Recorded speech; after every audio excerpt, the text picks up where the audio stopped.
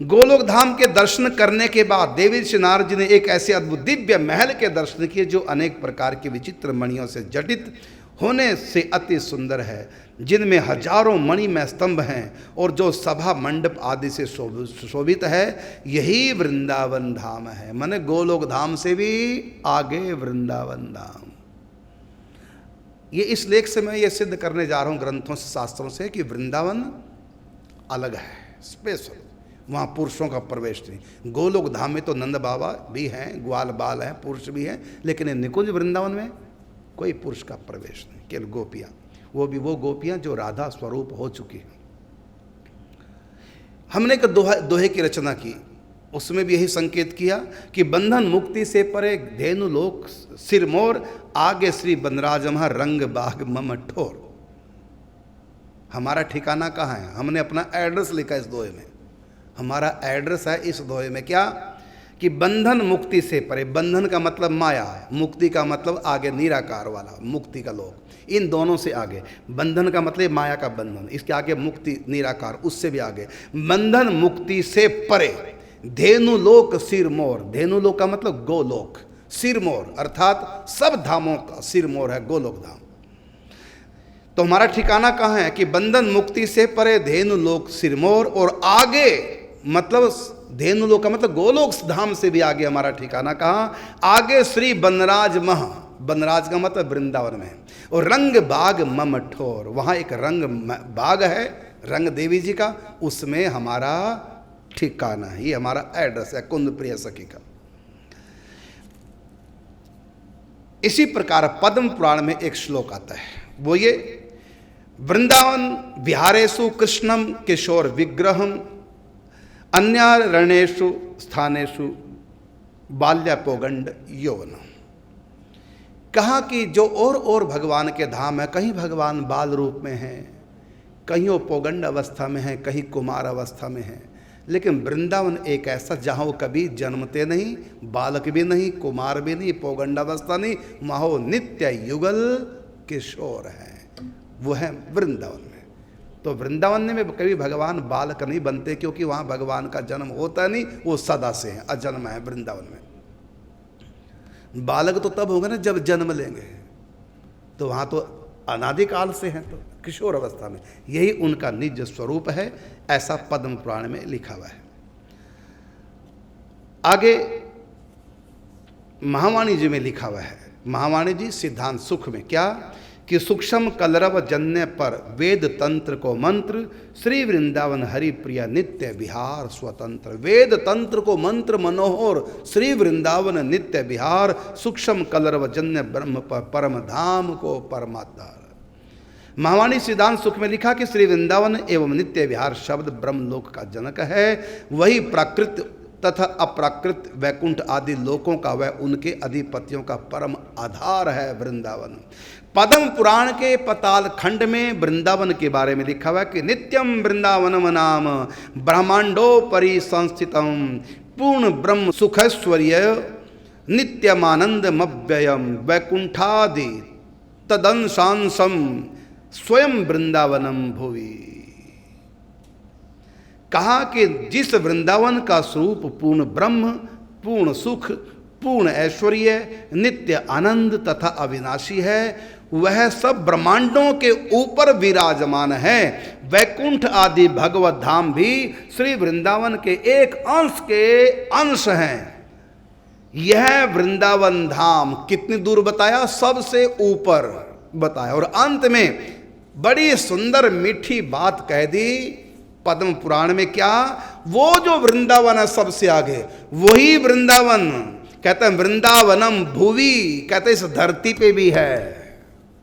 वही वृंदावन जहां पर इस समय आप लोग बैठकर चरण छाया में सत्संग सुन रहे हैं, वो जो वृंदावन का वर्णन आया शास्त्रों, वहां है, उससे आगे, उससे आगे, सबसे आगे। कहता है वो कहीं और नहीं, यही है, यही है सबसे आगे। सर्वलोक सिरमोर ब्रज सो भूपे प्रगटाए। सबसे ऊपर जो वृंदावन है वही ये है। सर्वलोक सिर मोर ब्रज सो भू पे प्रगटाए, भू तज ब्रज नहीं से वही ताके भाग रसाए। वो वृंदावन यहाँ पर आया हुआ है, फिर भी कोई धरती को छोड़ करके वृंदावन वास नहीं करता, कहते उसकी तो किस्मत ही फूटी है। इतना दुर्लभ वस्तु और हमको सुलभ हो गई, धरती पर वृंदावन आ गया और हम फिर भी वृंदावन में वास ना करें।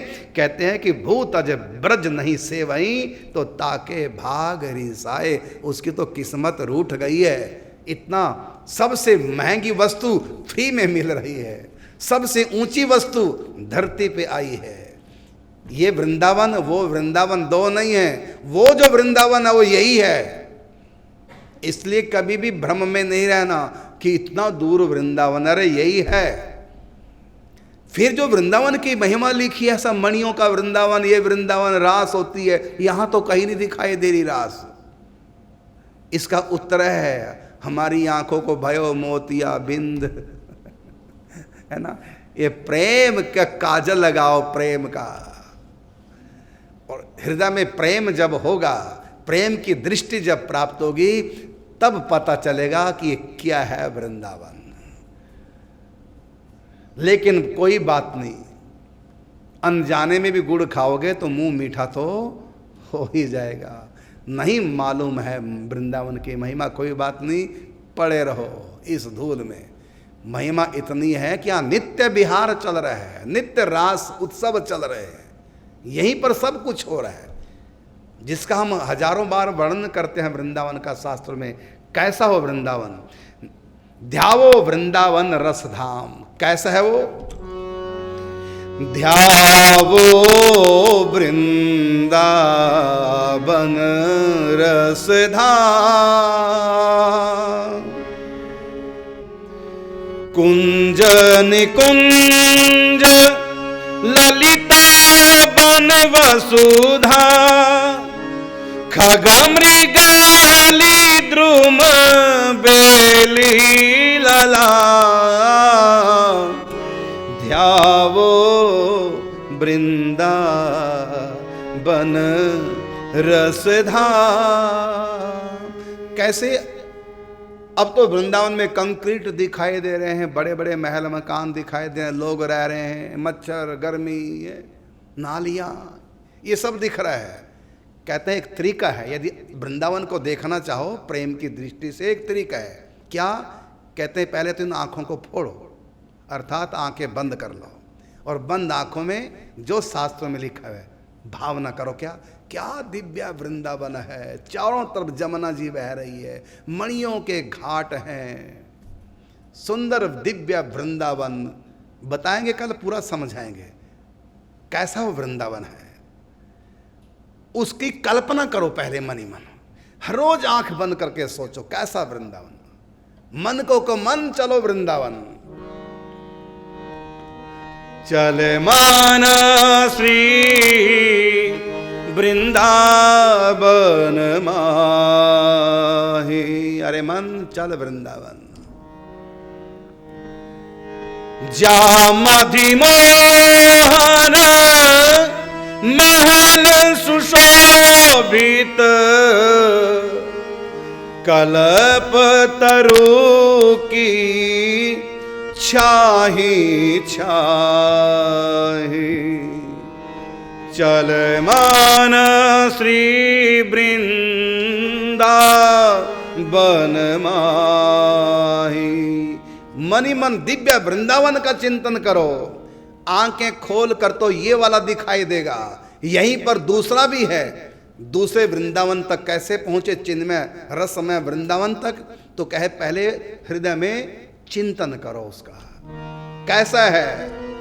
अष्ट मोहनी कुंज सखी जन, सेवा सुख विलसाही साहे, चल माना श्री वृंदावन माही। 60 किलोमीटर घेरा वाला वृंदावन, ठीक बीच में मोहन महल, आंगन में कल्प वृक्ष, उसके नीचे मोहन महल और मंत्र पीठ, मणियों का मोहन महन मुख्य निवृत्त निकुंज। करो चिंतन जो ग्रंथों में शास्त्रों में लिखा, आंख बंद करके। इस मोहन महल से आधा किलोमीटर की बाहर की तरफ चारों तरफ गोलाकार 8 निकुंज हैं अष्टयाम की। पहली मंगल कुंज, स्नान कुंज दूसरी, तीसरी श्रृंगार कुंज, चौथी राजभोग कुंज, फिर संध्या कुंज, ब्यावरू कुंज, शयन विश्राम कुंज, फिर ब्यावला कुंज। इनको अष्ट मोहिनी कुंज कहते हैं। और मोहिनी कुंजों के बाहर आधा किलोमीटर और बाहर की तरफ एक और राउंड है, किले के आकार की दीवार। अष्ट द्वार को महल मनोहर, जाकी पटतर नाही नाही। चल माना श्री वृंदावन माही। अष्ट मोहनी कुंज सखी जन सेवा सुख विलसाही। 8 मोहनी कुंज हैं, अष्टयाम कुंज हैं। साधक आंख बंद कर ले, मोहन महल से उत्थापन करा के ब्रह्म मुहूर्त में प्रिया प्रीतम गलबैया दिए ला रहे हैं सखियां। वृंदावन के दोनों तरफ के दृश्यों को अवलोकन करते हुए, बीच में खरगोश आ गए, मोर आ गए, हिरण आ गए, अनेक प्रकार का मनोरंजन रस रंजन करते हुए सखियां प्रिया प्रीतम के ले आई मंगल कुंज में। पीत रंग की मंगल कुंज, चिंतन करो जैसा ग्रंथों में लिखा है। पीत मणिन की चमचम चमकत, मंगल कुंज सदा सुखदाई। पीली मणियों की, पुखराज मणियों की सुंदर कुंज, दर्शन करो मणि मन। पीत मणिन सो चमचम चमकत, मंगल कुंज अति सुखदाई। पीत कुसुम लरी लटकत सुंदर, बिच बिच मणिद्युत लेत लुभाई। पीत मणि दीपावली दीपाती, 34 पीत खिली फूलवाई। पीत पहर पट प्रीतम प्यारी, कुंद प्रिया आए छवि छाई। पीत पहर पट प्रीतम प्यारी, कुंद प्रिया आए छवि छाई। इस प्रकार से चिंतन करो मंगल कुंज का। प्रिया प्रीतम की सेवा, मंगल सेवा यहाँ सखियाँ करती हैं। उसके अगले कुंज में ले जाती हैं मंगल भोग, मंगल आरती करा के।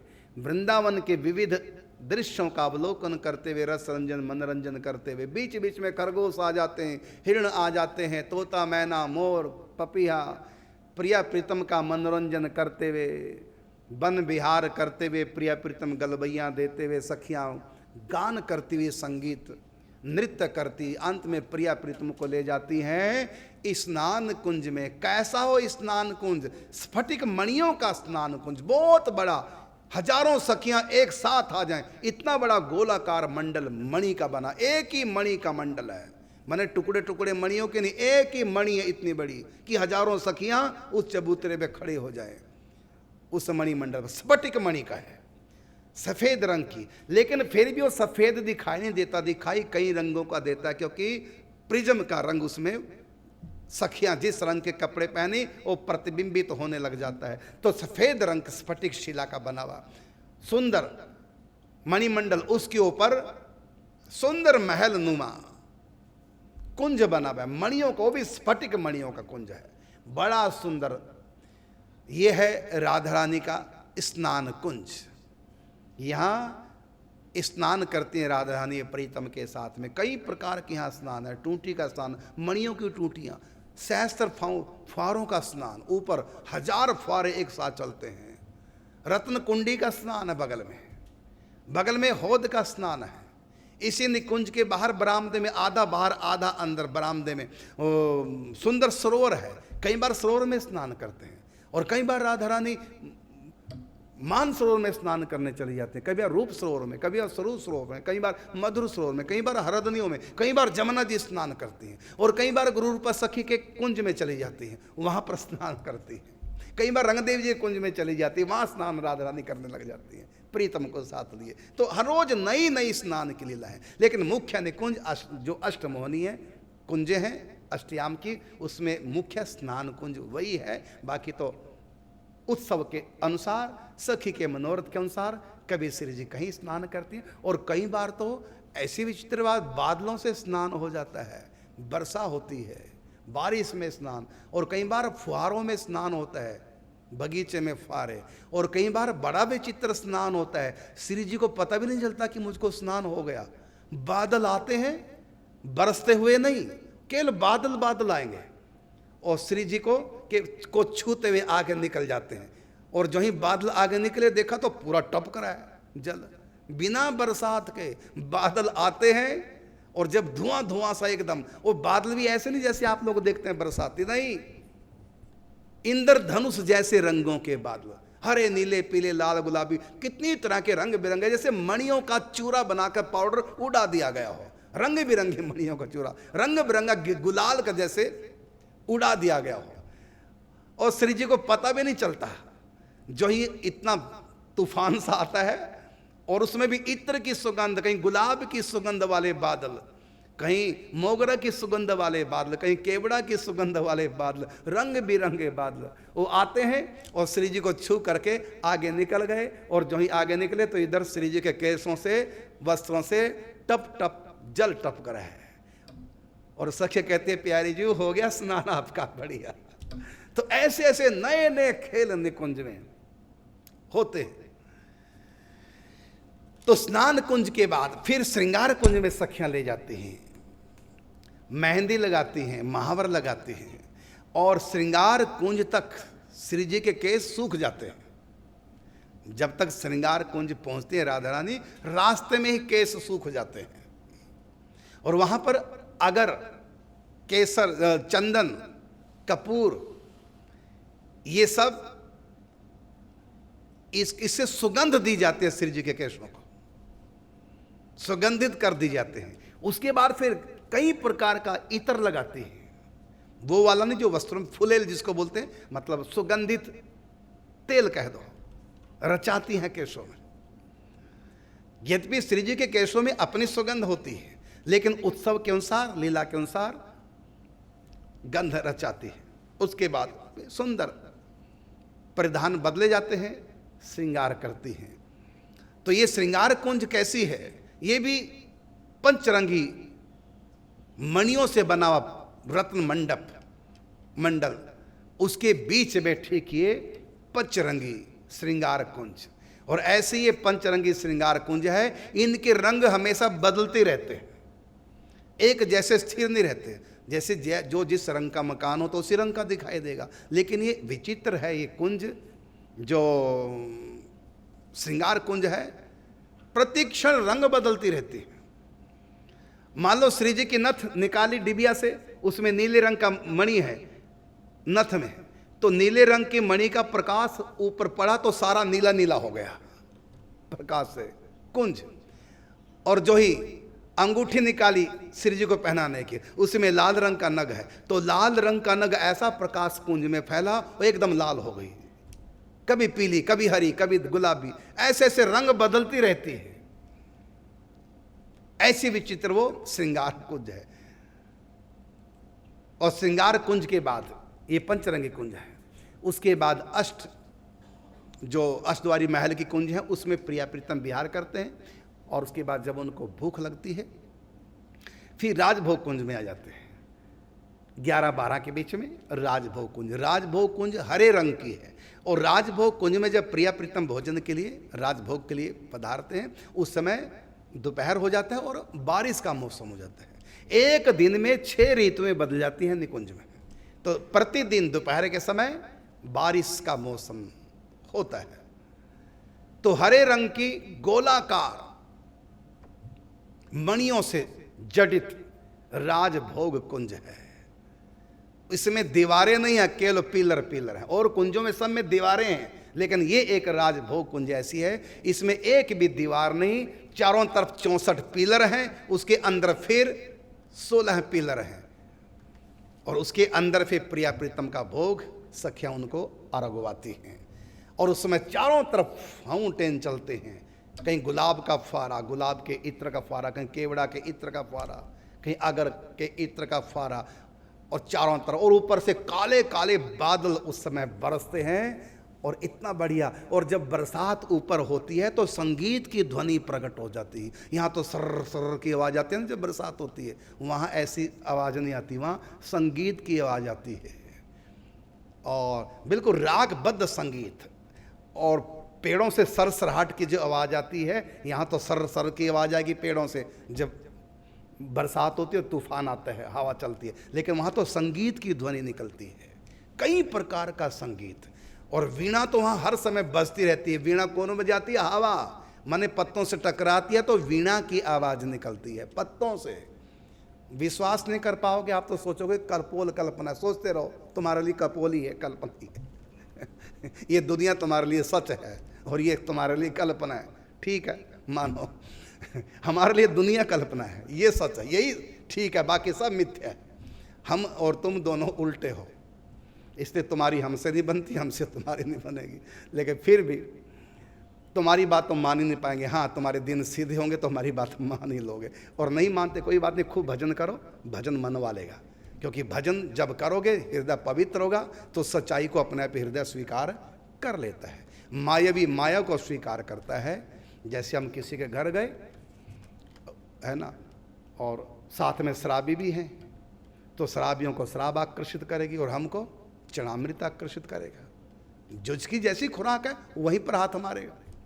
चलो खैर, ये चर्चा नहीं करनी सत्संग की, हमको तो अपना आनंद लेना है। बीच में तो एक बेकार लगता हमको सत्संग की बात करनी। ये अच्छा, बस वृंदावन के बारे में सोचो, यहाँ की बातें, कितना आनंद है।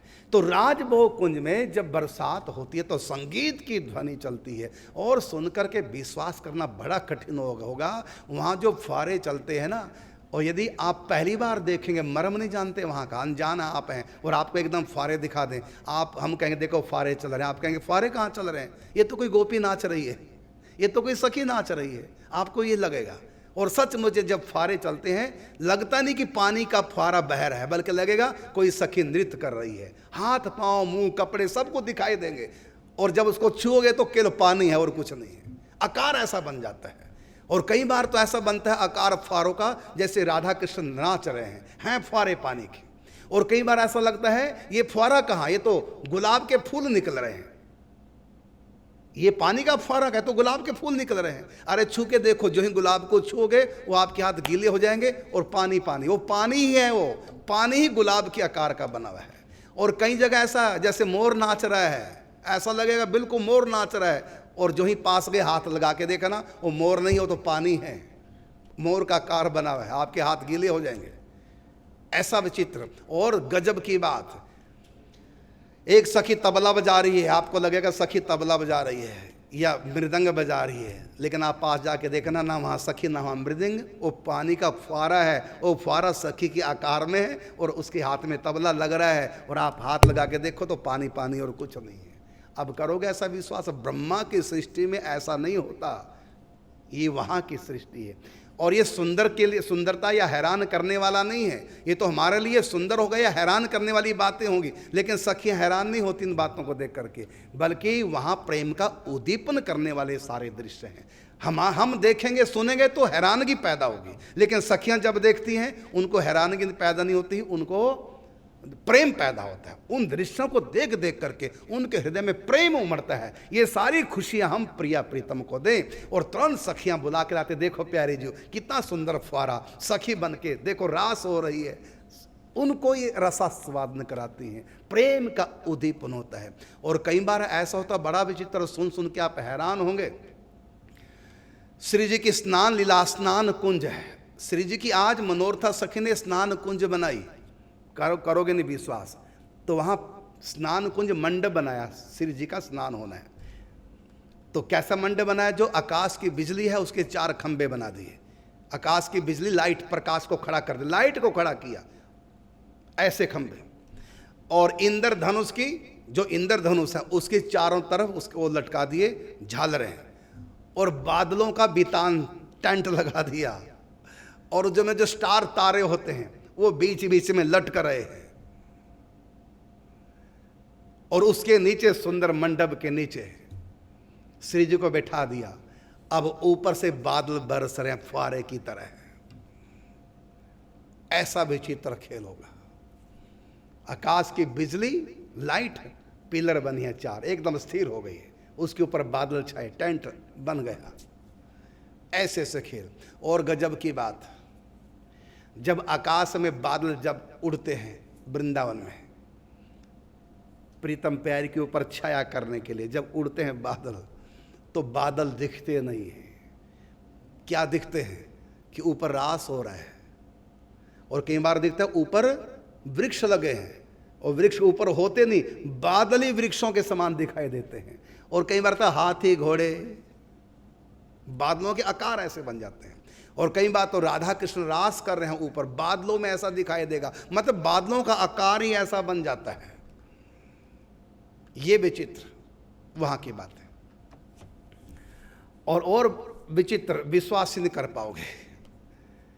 जहां स्नान लीला हो रही है, एक स्नान कुंज में, वहां चित्र लगे हुए हैं स्नान लीला के, राधा माधव के स्नान लीला के, जमुना विहार कर रहे हैं। वो चित्रा सखी ने बनाए और स्नान कुंज पे लगा दिए। तो चित्र सामने लगे, तो क्या दिखाया जा रहा चित्रों में? कि राधा रानी स्नान कर रही है।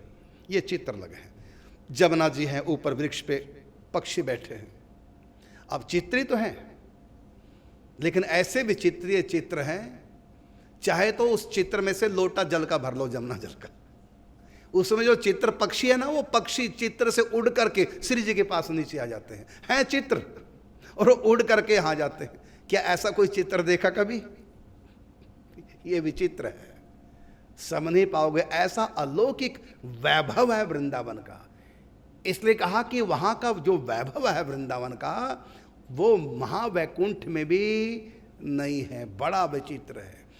और यहाँ का वैभव आश्चर्य पैदा करने वाला नहीं, हैरानगी पैदा करने वाला नहीं होता, या सुंदरता के लिए नहीं होता, बल्कि प्रेम के उद्दीपन करने के लिए होता है।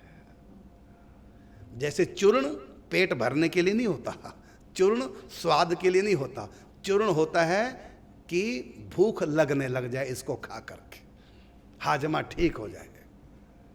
तो जैसे भूख का उद्दीपन करता है चूर्ण, ऐसे वहां की हर चीज प्रेम का उद्दीपन करने वाली है।